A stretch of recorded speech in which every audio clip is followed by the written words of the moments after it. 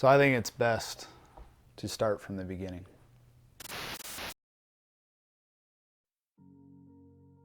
While I was still in high school, I started attending college for firefighting courses. Eventually, I ended up graduating with 3 firefighting degrees and continued my pursuit to work for the fire department and become a firefighter, which at the time I thought was my dream job. That's when I started to experience symptoms almost immediately after starting my firefighting service career. Doing some chores around the firehouse when I started to get this pain behind my right eye.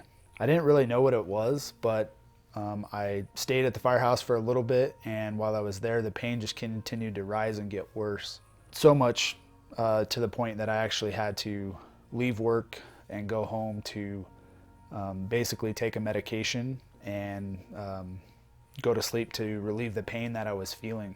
So after a few months, that's when I decided to go see a specialist, and that's when they told me that I needed to have surgery.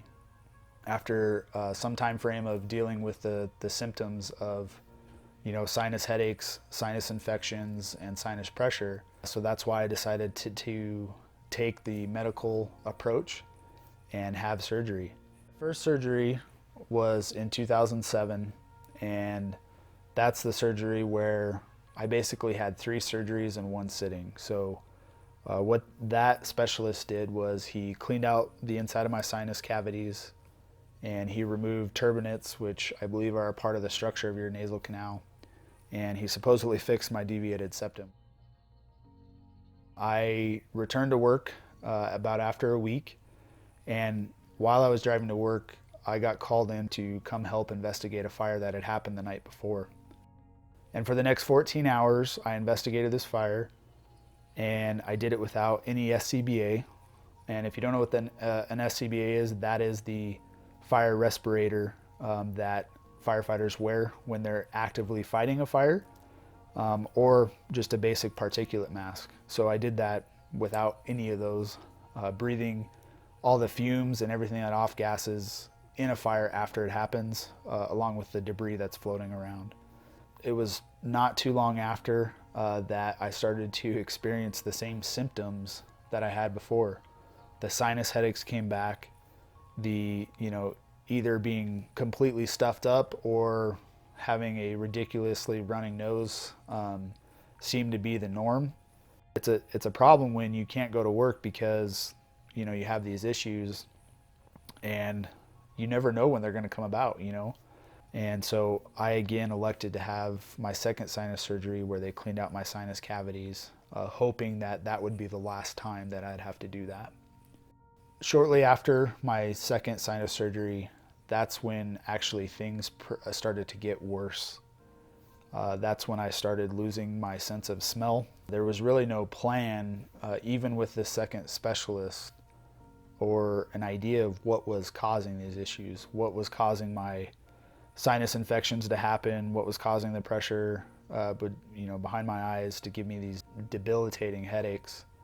And so that's when I really started actively searching for other ways to figure out what the hell is going on, because that's what I really wanted to know was what's causing this. I mean, at least 2 or 3 times a month I was getting a sinus infection that would just take me out, and it didn't matter where I was at, what we were doing, I would have to just basically take a medication and go to bed. My wife and I at the time, really, we were on the hunt. We're on the hunt for what's causing this and what can we do besides having another surgery to correct this issue.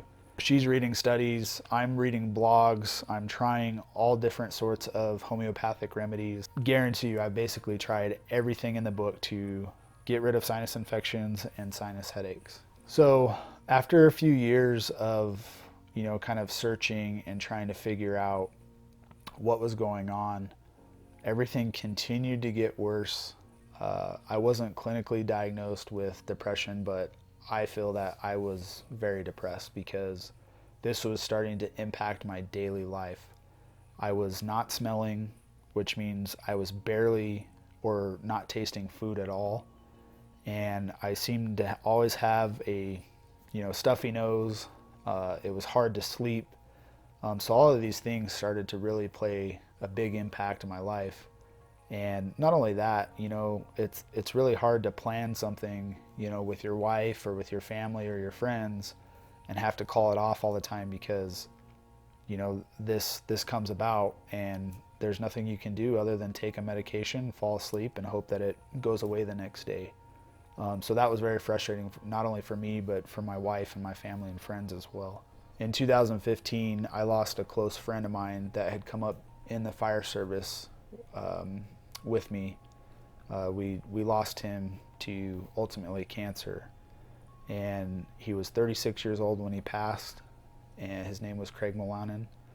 And he was considered a line of duty death because he got this cancer while working as a firefighter.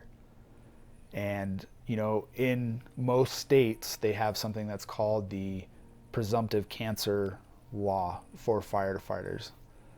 They know that firefighters, based on what they're exposed to, are more likely to get all sorts of different types of cancers than the average person.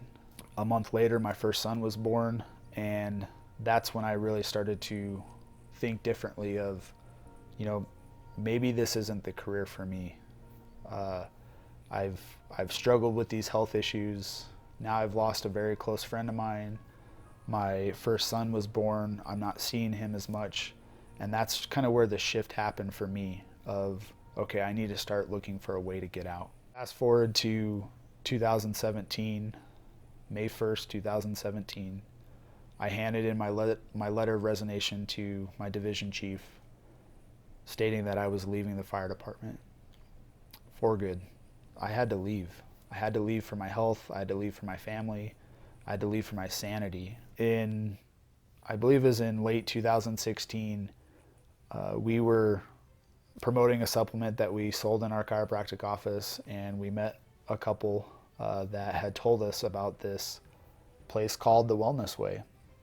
So I was already a skeptical person naturally, but my career had made me even more skeptical. So when I first talked to Patrick on the phone, I was skeptical of what this Wellness Way was. A few months after I left the fire department is when my wife, Dr. Jacqueline, and I decided to start our Wellness Way office.